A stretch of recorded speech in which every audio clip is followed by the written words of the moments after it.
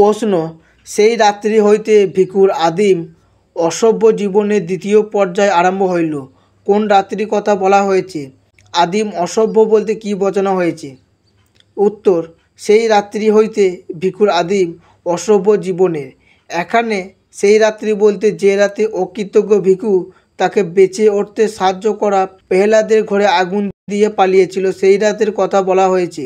ভিক্ষুর জীবনযাপনটাই ছিল আদিম এবং অসভ্য।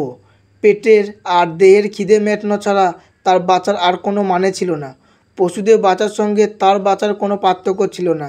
দয়া, মায়া, মনুষ্যত্ব, কৃতজ্ঞতা, বিবেচনা এসবের ছিটে ফোটাও তার চরিত্রে ছিল না। পেটের খিদে মেটাবার রসদ জোগাড় করতে সে ডাকাতির পথ বেছে নেয়। মানুষ খুন করতে তার হাত কাঁপে না, বরং স্ত্রীর সামনে স্বামীকে খুন করার সময় স্ত্রীর আতঙ্কের ছাপ দেখে আর চিৎকার শুনে তার তৃপ্তি হয়।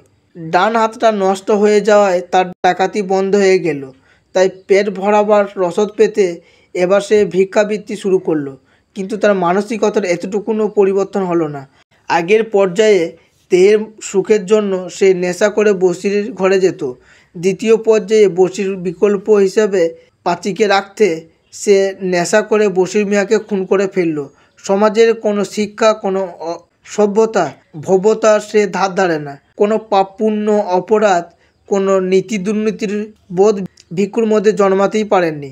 এই জন্য তার জীবনযাপন আদিম, পশুদের মতো অসভ্য।